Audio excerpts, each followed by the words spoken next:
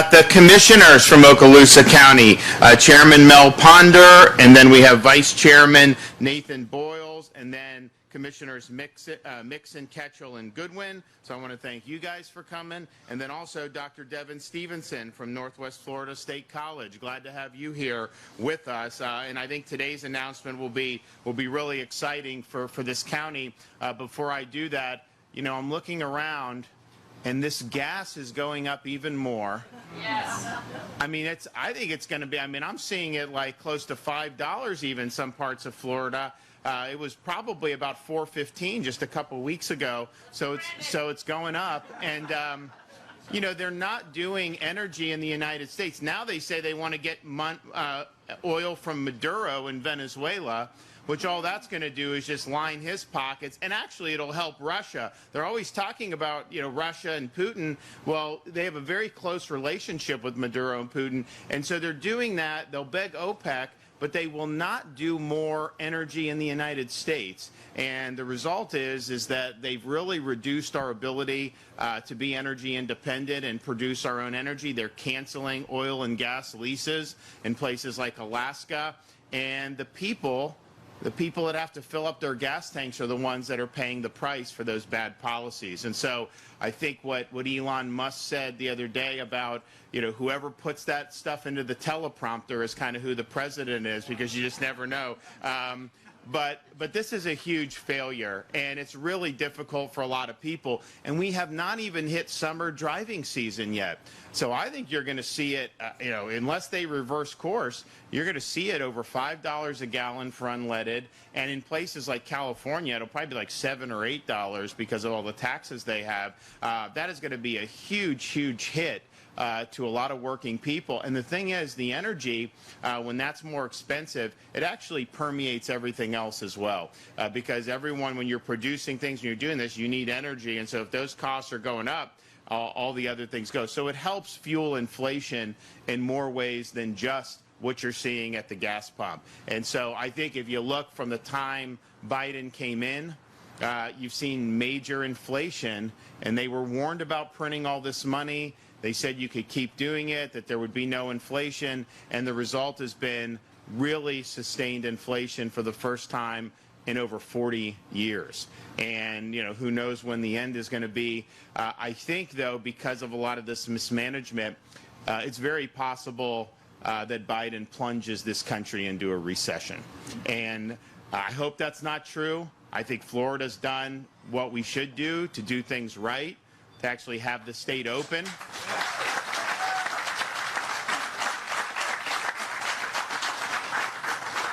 So our budget for this current fiscal year, which ends June 30th, we've been operating with a budget of $101.5 billion. Well, what does that mean?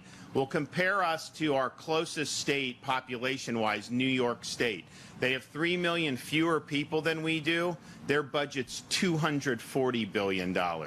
And yet we have better roads, better services, better performing K through 12 schools, and the top-rated public university system in the United States. And we do all of that with no state income tax and the lowest per capita tax burden in the country. And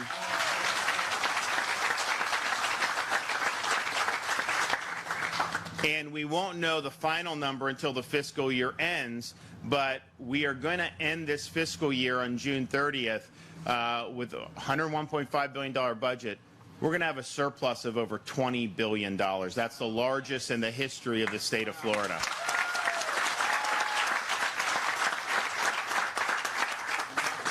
And if you look at what we've been able to do, our job growth has consistently outpaced the nation as a whole. We actually have more Floridians employed today than we did prior to COVID-19.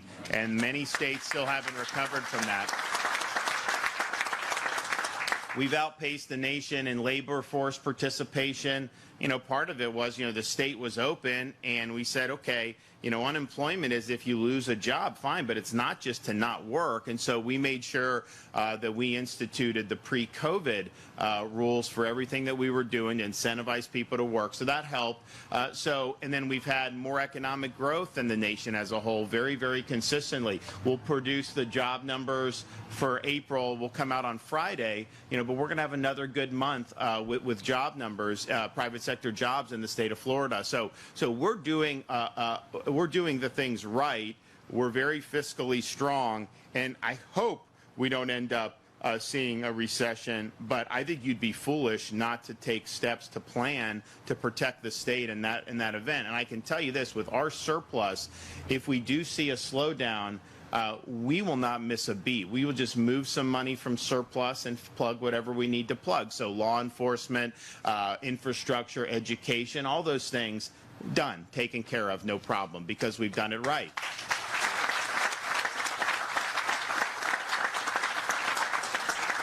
But you think about, so the Congress, they've printed money. Obviously, Biden was supporting of it, trillions and trillions of dollars. A lot of these Congress people have been there for 30 or 40 years, okay? And they're really serving this country poorly. I think one of the best things we could do in our country is have term limits for members of Congress. It's just... we have term limits in the legislature in Florida, and what that means is, you end up, some of these guys, you have speakers and leaders of the Senate, and they're there for 2 years as leader. So they have an incentive to try to get a lot of things done and leave a legacy. In Washington, all they want to do is just keep themselves in office forever. And they end up making decisions that are constantly benefiting themselves at the expense of the country's future. And so if you did do, Florida, we've actually certified an amendment for term limits. Some other states have done it. We need a lot more to do it. But if you actually did term limits, you would have had, just imagine, Nancy Pelosi would have been gone in the 1980s if you had term limits.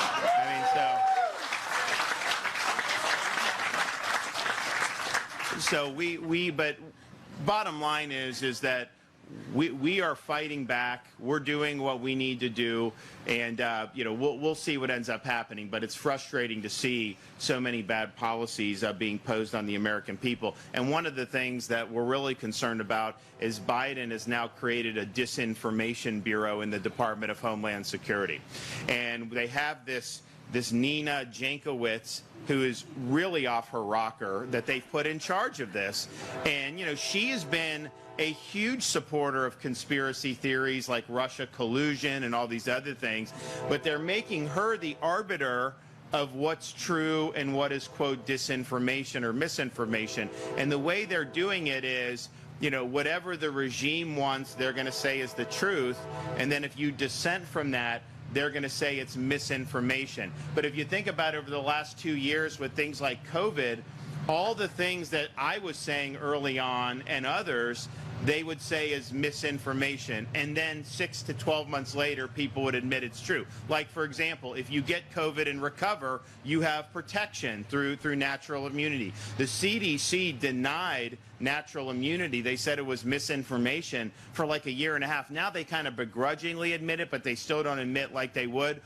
When we said that the kids needed to be back in school very early on in 2020, people were saying that was somehow misinformation and that wasn't following science, even though we were following the data and the evidence. Now, you look at what's happened, a lot of these places that lock the kids out of school, you're seeing widening of the achievement gap. You're actually seeing public school enrollment hemorrhage in a lot of these places because the parents couldn't get the kids in school. So they're homeschooling. They're doing that. They're moving to Florida. They're doing all these other things. And, we're supportive of homeschool and all that. But in Florida, our enrollment in our school system has actually increased compared to over the last 2 years because we've been open.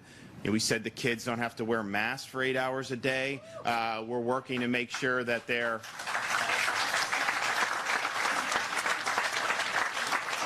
We're working to make sure that the purpose of the school system is to educate our kids, not to indoctrinate our kids. And that's what parents want to see.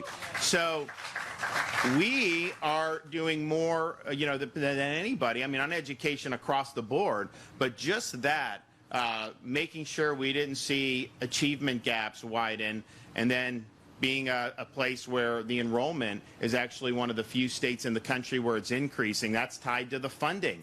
When you have less kids in school, then the school districts get less money. So we've never had more funding for schools in the history of the state of Florida than we do right now. And we've done things that really they haven't done in a long time, like promote vocational education, like make sure we don't have ideology in the classroom, like critical race theory and all these other things.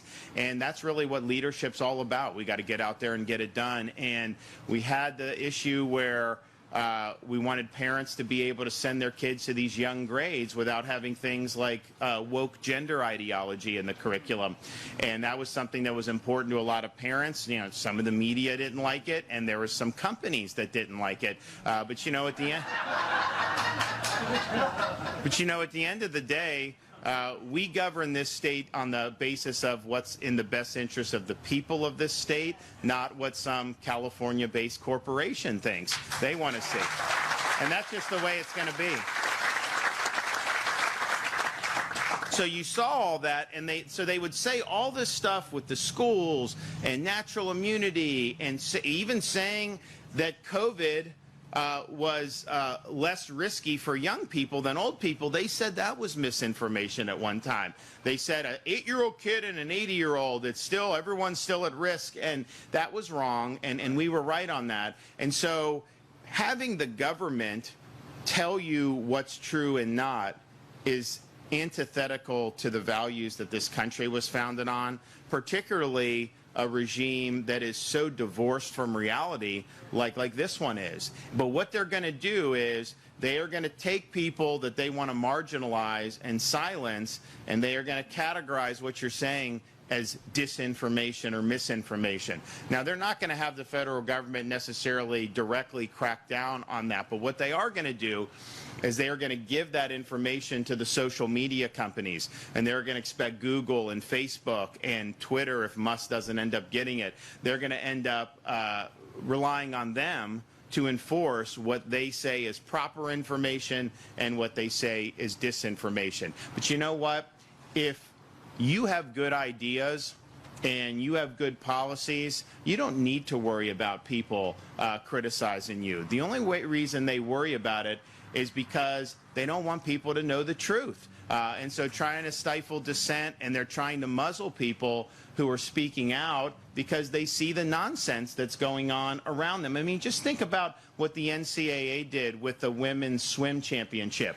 You know, you have a swimmer that swims on the men's team for 3 years, and then all of a sudden says they're going to identify as a woman swimmer and swim against the women, and then they give that the national championship over these women who've been training for a long time. And the second place was actually from Florida, who had won a silver medal in the Olympics. So she got robbed of a national championship because the NCAA is really trying to make us complicit in something that's false. And so that's what you're going to get, and they will absolutely do whatever they can with social media to try to stifle dissent. So, you know, we are absolutely going to be on guard to fight back against that. I do think that if Musk gets Twitter, the reason they don't want him to get it is because he's going to open it up. And they basically just admitted on camera, there was a hidden video where one of the Twitter people was saying, like, yeah, we don't believe in free speech. All we want to do is marginalize people who have conservative views. And so that's pretty much what it's become. So with Musk, he's going to open it up, and then their ideas are going to have to withstand scrutiny. And they don't want to have to put their ideas to scrutiny, because if you're telling me things like a man can get pregnant, that's not true, okay? And we know that's not true, and we're going to be able to say that's not true. And they don't want that. They want you to be muzzled. So Disinformation Bureau, I think it probably is unconstitutional anyways, but clearly if they're subcontracting out these social media companies to do their dirty work, that's violating the Constitution indirectly, and they're just as liable for that. So we'll be on guard, and we'll make sure that we're standing up for what's right. So one of the reasons we're here today is because my view is we want to expand our industrial base in the state of Florida. We're proud of a lot of the different industries that we've had. We've got a great agriculture industry. We obviously have a great tourism industry. 2021, we set a record for domestic tourism in the state of Florida, even better than we did pre-COVID. We're constantly leading the nation across the board on all that. People want to visit here. Part of it was, particularly in Northwest Florida, you could come here summer of 2020, and you could just vacation, and it was like normal. And there were very few places around the country where you could do that. So people wanted to, if you're going to spend your hard-earned dollars on a vacation, you want to be able to come where you can make your own decisions and relax. What you don't want to do is be accosted at the front of a restaurant to show your medical papers. What you don't want to do is have somebody nag you about putting a mask on your face. And so they knew in Florida you wouldn't have to do that. So that was part of the reason we did really well. So we're proud of that. You also see more things happening where you have this commercial space industry. If you go on the east coast of Florida, compared to where we were 10 years ago, it's night and day. It's fantastic what's going on. You've got a lot of these financial technology, other types of stuff wanting to come because, quite frankly, we have a better economic environment. So you've seen that. And you've seen other things. But I think that this country needs to make more things and not have it all come from China. And we saw that during COVID. We need all this stuff, and it's all coming from China. So why would you want to have key things that are made in China, who's a hostile country to us, an authoritarian country to us, and then us just be at the whim of whatever President Xi wants to do? I don't think that that's right. So we've worked really hard to do that. We've got some great announcements in the pike in terms of what's going on throughout the state. There have been a number of companies that have moved down to the state of Florida to be able to produce things here, and we're working with more every day. But part of what you need to do, I think there's two main things you have to do in addition to having a good economic climate. One, you need to be committed to workforce education. And our view in Florida is, a 4-year brick and ivy university is not the only way people can be successful in this world. And in fact, it's not even the best way in many instances, because you have really high demand skills that would be more considered traditional skilled trades. I mean, we just did a thing at Florida State College, expand truck drivers training for commercial licenses. Walmart is starting out these truck drivers at $110,000 a year. You have companies in Florida that'll pay a $15,000 signing bonus for new truckers. So this is a huge thing. We do more diesel mechanics. We've done more for welding and HVAC and all these other things. Very important stuff and really lucrative. And the thing is you don't have any debt when you go into these, and you're making good money. There's been a lot of people from my generation on who were told, man, unless you have that college degree, you're not going to be successful. So a lot of people have gone $100,000 in debt. Some of them don't even graduate. Actually, a lot of them don't even graduate.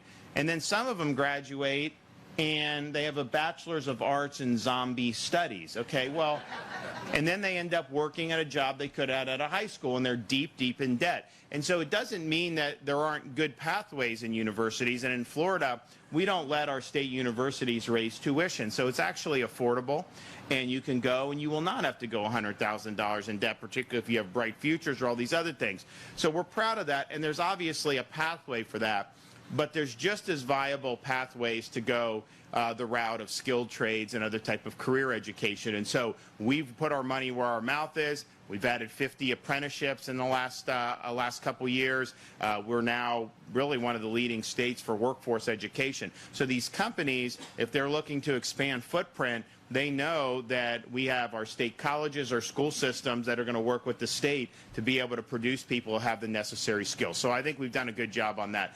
You also need the infrastructure. They want to know, where's the industrial park? What kind of services? What are we able to do to be able to bring our company there or expand our footprint and create an awful lot of jobs in the process? And so that's what we're here today, because we look at Okaloosa County, and we look that there's a lot of people that are interested in bringing production capacity to Northwest Florida in general, but Okaloosa County specifically. So I'm really happy to be here today to be able to announce that the state of Florida, through the Governor's Job Growth Grant Fund, is going to be providing $3.2 million to Okaloosa County that will support the installation of road, rail, water, sewer, and broadband infrastructure for businesses at the 10,500-acre Shoal River Ranch off Highway 90.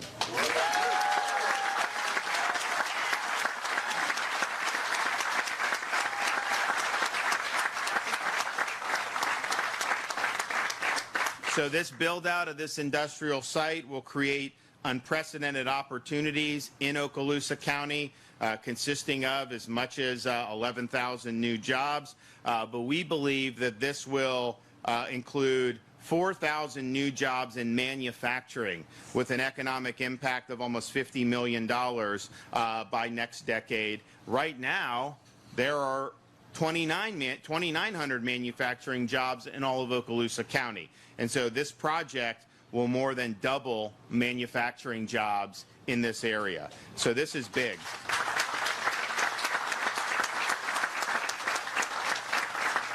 And so we will be working and I know the county is working with a lot of companies right now, and I know there's a number of them that are on the verge of making announcements and signing on the dotted line to come here. This commitment to the services at the industrial park is going to be huge. I mean, because this is going to give them the confidence that they have all the infrastructure they need to be able to be successful. So I anticipate there'll be some announcements in the not too distant future, and this is really a big thing. And you know, the thing about it is there's all this technology, there's all these other types of jobs. There's nothing wrong with that. But you know, a technology company can just pick up and move somewhere else. You know, when you have an industrial capacity, you know, you're there, you have a lot of capital invested.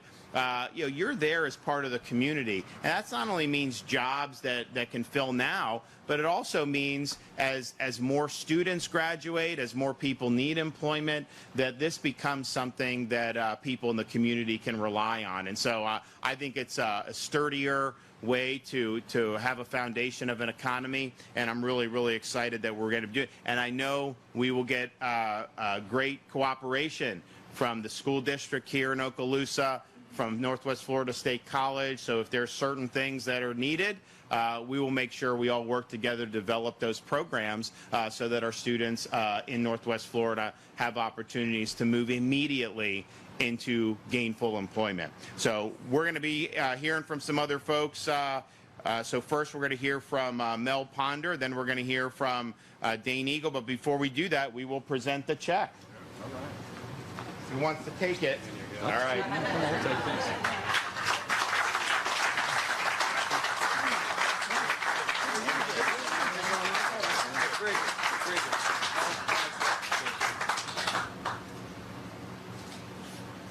All right. Congrats. Yeah, absolutely. Nice. Thank you.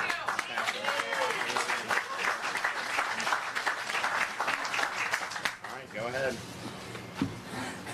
Here, we'll take it. Oh, whoa. Who wants it? Man, whoa. Hey, Northwest Florida, Okaloosa County, let's first thank our great governor, Ron DeSantis.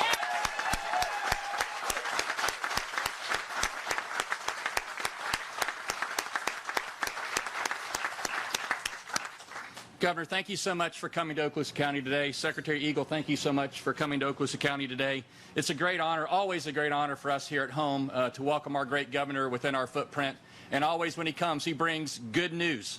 And so for us here in our area, that's something we should all really be humbled and thankful for. We have a governor that is not only leading the charge really nationwide, but to us here at home is a difference maker every day of our lives. And so, Governor, again, we're humbled and honored, and thank you again for the support of this amazing project. As has been said, the Shoal River Ranch Gigasite, it's a critical infrastructure project that the Florida Job Growth Grants Fund awards us today. And it's a difference maker. You know, some have said it could be even so transformational in the north end of the county, it could do these jobs that the governor's talking about. And there's no doubt that we have high expectation for great things on the horizon. For those who don't know, he mentioned it. It's a little over 10,000 acre footprint, just about 9 miles to our east.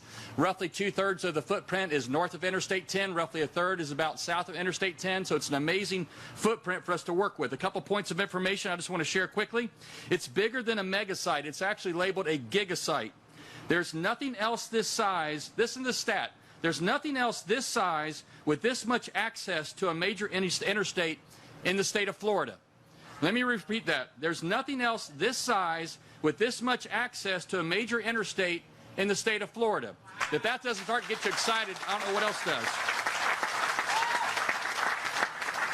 The site is total modal, meaning it has access to multiple modes of transportation, including interstate, connectivity, railway, airports, plus the proximity of this site to the southeastern United States within a 6 to 8 hour fan. We have such a major portion of the U.S. population in that fan is an access within this site. That's big. Also from this location, future tenants, as the governor talked about, will be trained and led by our education system, our college system, our K-12 system, our transitioning military, which is an amazing opportunity that we have here at home. They're technically trained. They're ready for these job opportunities that the governor just talked about today. For this location, just in the past 6 months, Nathan Sparks is here. One Okaloosa EDC has had in-depth conversations, as the governor referenced, and as the governor is now expecting, no pressure, no pressure, in-depth conversations and hosted site visits with not 2, not 4, but 9 companies and the site selectors expressing interest in this property. Taken together, the opportunities it would create, as the governor alluded to, thousands of jobs in multiple sectors. Another great win as we diversify our economy. And without exception, these companies and site selectors have all encouraged us to do everything possible to continue to prepare the Shoal River Ranch gigasite for large-scale economic development opportunities. And that's the opportunity we have that's transformational for our area. For those that don't know, the Job Growth Grant Fund, as the governor alluded to, it's a $3.2 million opportunity that we're just going to get blessed and injected into our area, coupled with $1.7 million in matching funds. So altogether, about $5 million will be spent on this development-ready site. The grant award will also allow the county to begin working with the Florida Gulf Atlantic Railroad, LLC Railway, the FDOT to undertake improvements to Highway 90 at the site's entrance, improve the railroad crossing, pave roadways, install fiber, water, and sewer utility infrastructure. Site readiness will take us from talking about what could happen to actually doing it. Multiple partners, just real quickly, want to thank them that have helped us in writing letters of support. Crestview Area Chamber, Career Source Okaloosa Walton, Chelco, Florida Gulf and Atlantic Railroad, Florida's Great Northwest, Florida Power and Light, Northwest Florida State College, the School District of Okaloosa County, Okaloosa Gas District, Okaloosa Technical College, and of course, One Okaloosa Economic Development Council. Again, many thanks and support to our Governor Ron DeSantis and Secretary Eagle, who made today's announcement possible. And I tell you, it's a game changer. We have an amazing leader that puts great value on the gift and call of our people and our community. He's recognized that. He's putting seed in the ground to honor our community. Him coming is a testament to that. Secretary Eagle coming is a testament to that. I think one more time, let's give thanks to our Governor, Ron DeSantis.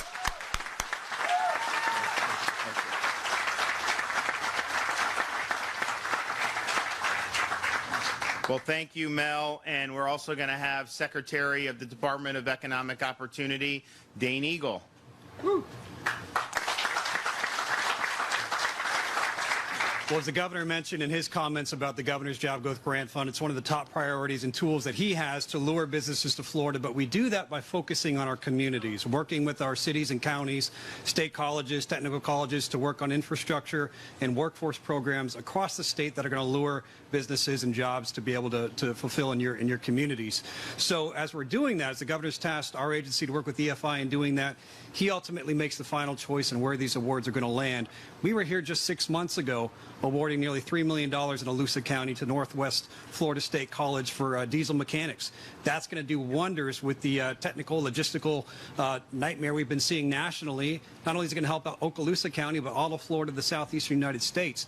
So that was the beginning of our award cycle. Now we're here at the end of the award cycle, back in Okaloosa County, doubling down because the governor's excited about this project and what you all can do. You heard enough from Chairman Ponder about the benefits of it. But ideally, and what we're doing is this site prep of land. We have talked through EFI, through the governor and the governor's office, talking with major companies across the United States who want to come to Florida. They're not necessarily looking for big cash handouts, which some states do. Florida doesn't. We have the best atmosphere, not only the people, the beautiful land, the atmosphere physically, but the regulatory and taxing environment. They want to come to Florida, but what they need is land. They're looking for land. They're looking for places to go. So now we can point to Okaloosa County. So let's make it happen. Thank you all, and thank you, Governor.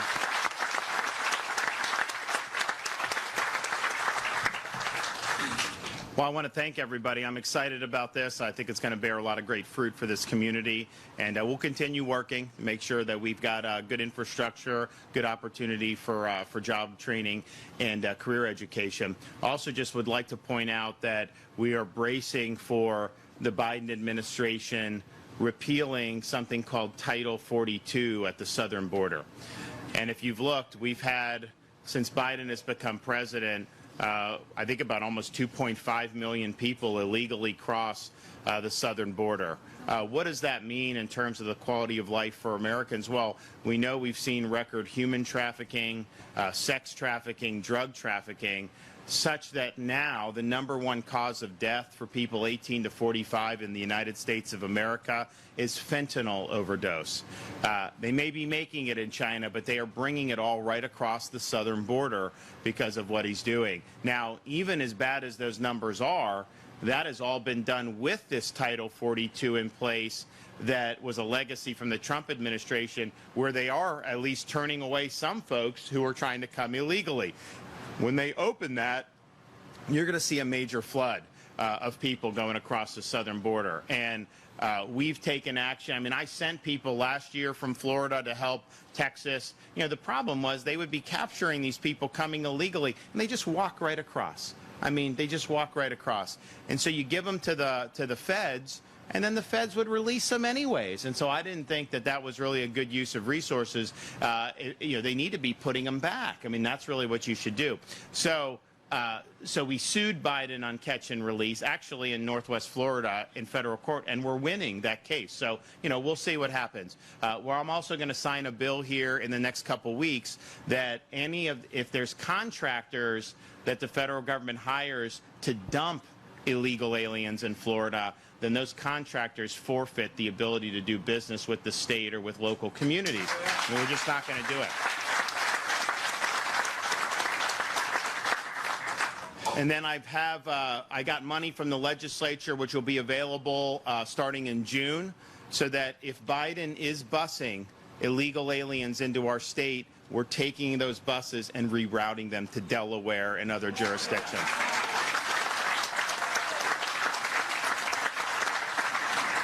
So stay tuned on that. I just think it's unbelievable, the failure at the southern border. And, you know, the thing is, you know, he took an oath, Biden, to support and defend the Constitution, to take care that the laws are faithfully executed.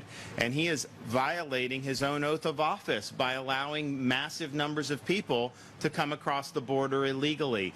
You know, those border communities are just getting killed down in southern Texas, you know, with everything coming in. And you know, honestly, Biden should be given an honorary membership in the Mexican drug cartels, because nobody has done more to help the cartels than Biden with his open border policies. And so it's a total disaster. It's been a disaster, I fear, with Title 42. If they do repeal it, I think things are fixing to get even worse. So we're going to do everything in our power to make sure that we're protecting Floridians. I mean, honestly, they should just let the states handle the border. I would send people to do that if we were able to prevent people from coming and actually send them back. But the states, the Texas isn't doing that. So that's, I think, that's unfortunate. But we would help in that effort if we're doing it. And so stay tuned. But we're going to be on the ball, and we're going to do everything we can to fight back. All right. Thank you, guys. Appreciate it.